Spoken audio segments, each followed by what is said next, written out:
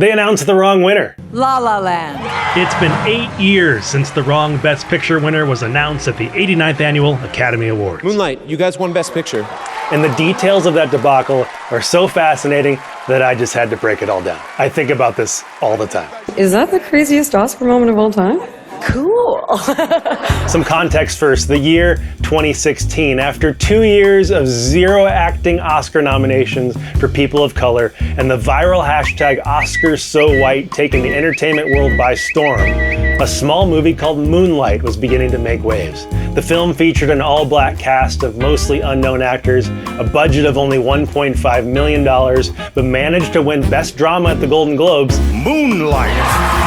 And then received 6 Oscar nominations, including Best Picture. Meanwhile, fresh off the success of the Oscar-winning Whiplash, Damien Chazelle's La La Land, a love letter to Hollywood and classic musicals, was being hailed as the frontrunner of the year. With a budget of $30 million and a cast featuring Ryan Gosling, Emma Stone, and even John Legend, La La Land garnered a record-tying 14 Oscar nominations. A David and Goliath story was already being talked about for the February 27th ceremony, and little did these movies know that they would soon be a part of an unprecedented television moment. Live from the Dolby Theater at Hollywood and Highland, it's the Oscars. Are we ready to have some fun tonight? Let's talk live TV briefly, specifically the Oscars.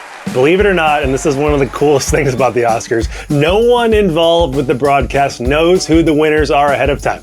Not the host, who this year is Jimmy Kimmel, not the director, who this year is Glenn Weiss. No one knows, except a small team of third-party accountants who tally the votes in secret until they are opened live on air. We're the only two in the world who know. These accountants are backstage in the wings at the ceremony, and they're supposed to have the winners memorized, so if anything goes wrong, they can fix it immediately. More on that later. Have you ever made a mistake? I mean, that must be the ultimate thing that keeps you awake at night, right? We don't. As you can imagine, this secrecy creates a logistical challenge for everyone involved in the production. Think about how complex the on-air graphics are, how the live orchestra will play the theme song of the winner as they approach the stage, how there are 25 cameras in the room and the director needs to cut to the correct one with just a moment's notice. Please welcome Leonardo DiCaprio. Here's a great example of this complexity and the craft involved. Let's watch Emma Stone win Best Actress for La La Land, the second to last award of the night. Emma Stone, La La Land. The director has to cue the orchestra about which song to play. He cues the technical director to zoom into the correct box on the screen. There's a live narrator somewhere in the building who has to read the correct script, and they've written a script for all possibilities just in case. It's crazy how much work is involved. The camera people have been educated about each nominee, and they know where all the celebrities are sitting in the crowd, so they immediately begin to seek out people in that crowd who Stone may reference in her acceptance speech that no one has heard yet. Thank you so much to the Academy. Okay, here we go. She mentions fellow nominees. Boom. And my dad and my brother Spencer. Her brother. Boom. And so I want to Damien thank Chazelle. There he is. Experience, and Ryan Gosling. Ryan Gosling. Thank you for Boom. making me laugh. This split-second, seamless, and incredibly complicated production. It's fascinating. I love it. Coming up next, the Academy Award for Best Picture. All right, this brings us to the main event, the award for Best Picture of 2016. Out come Warren Beatty and Faye Dunaway celebrating 50 years of Bonnie and Clyde to present Best Picture. We should just watch this back in real time.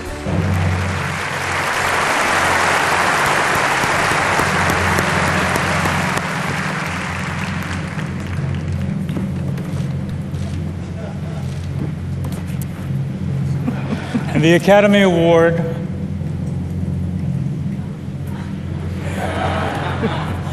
for Best Picture. You're impossible. Come on. La La Land. We can get into the details of this in a moment, but think about it. The director is going by what's read on the card and nothing else. Cue the music, cue the narrator, cut to the La La Land crew in the crowd. They're rolling along like they have all night. They're almost done, the show's almost finished. And at this point, you probably know what happens. The La La Land crew comes up, they get their statues, they speak for more than 2 minutes before a stage manager rushes out on stage with the correct envelope. This is not a joke. Moonlight has won Best Picture. Moonlight is actually announced by the La La Land producer of all people, Jordan Horowitz. It's like an incredible sport. Moonlight, Best Picture. They hand off the trophies that they think are theirs to the Moonlight people. I'm gonna be really proud to hand this to my friends from Moonlight. Madness ensues.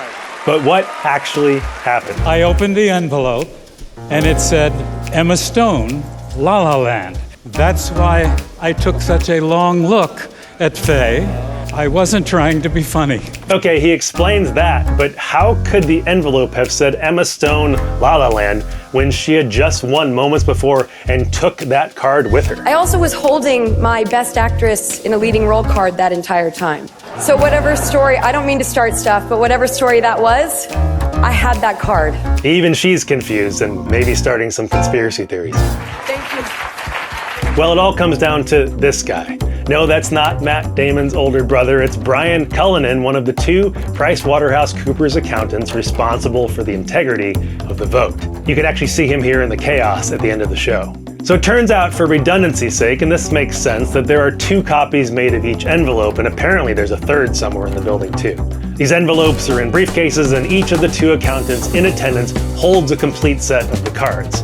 So depending on which side of the stage the presenters come out from will determine which accountant gives out which card. It sort of makes sense. But once the category is announced, then the duplicate unused card and envelope is supposed to be put away. So Leo came from stage left, which left Cullinan with the extra Best Actress card at stage right. But instead of putting that card away for safekeeping, he was apparently tweeting backstage. And there's proof of this, there's pictures. He was even photographed holding those 2 envelopes. When it came time to hand the Best Picture card to Warren Beatty, he simply handed off the incorrect one because he was still holding the duplicate Emma Stone card. According to the book Oscar Wars by Michael Schulman, in the past, the envelopes were closed very lightly by a false wax seal. They were easy to open. These envelopes this year were sealed differently, apparently, with like some double stick tape or something. So Cullinan, throughout the night, quickly was showing each presenter a suggested way of how to slide your finger up under the seal in order to break it open cleanly and not look like a fool on TV. So he demonstrated this to Beatty and Dunaway, but he was holding the 2 cards stacked on top of each other, so maybe he saw Best Picture, but then he was doing it under Best Actress and then just handed that one off, and it was the wrong one. La La Land. So why didn't Warren Beatty just check the envelope? Well, on the Bill Simmons podcast a few days after the show, Jimmy Kimmel revealed that Beatty and Dunaway actually came to 2 separate rehearsals because they were having trouble reading the teleprompter. There's no way they could have anticipated being handed the wrong card, nor should they have been expected to proof it ahead of time. They should have checks and balances in place for this. Thank you very much. We never got to see the actual incorrect card, but let's take a look at the Moonlight card that was expertly cut to by director Glenn Weiss during the live broadcast as Horowitz held it up to announce the actual winner. You can see that both Moonlight and the producers' names are the exact same font, size, and weight. The Best Picture label is a tiny little font on the bottom. Again, we never saw the Emma Stone card, but based on this format, and thanks to Benjamin Bannister at Medium.com, we can assume it looked pretty much exactly like this. Now imagine you're an 80-year-old man with aging eyesight in front of thousands of people with millions more watching at home. You're out there to present Best Picture, you're handed this envelope, and you see this. You would be confused. Beatty is obviously confused. Look how he pauses. He's not trying to be funny. He doesn't know what to do, so he reluctantly shows Dunaway the card, hoping she can assist him. She does not, and she just blurts out the first movie title she sees. La La Land. Beatty got a lot of flack for the incident, but it was really Dunaway, and she got out of there really fast. We never saw her again, and I don't think she really talked about it much after the fact. Warren, what did you do? I want to tell you what happened. Meanwhile, Brian Cullinan and his partner should have immediately flagged down a stage manager, or heck, just run out on stage to fix the error. That's their job. They have these memorized, and again, they're the only ones. But they either weren't paying attention or they were too afraid to interject. So the fact that multiple La La Land producers gave full acceptance speeches before the correction was made is pretty unacceptable on the part of these accountants. It's safe to say they were not invited back. Personally, I blame Steve Harvey for this. It was an unfortunate event for all involved, an incredible turn of events for the Moonlight underdogs. It made great live television and was easily hailed as the craziest Oscar moment of all time until 2022. Oh, wow! But that's for another time. Will Smith just smacked the shit out of me. To give credit where it's due, a lot of this information came from the book Oscar Wars, which I mentioned earlier, also the Bill Simmons podcast with Jimmy Kimmel, and honestly, a lot of this is from my brain, as I've watched this like 50 times, and I love the Oscars.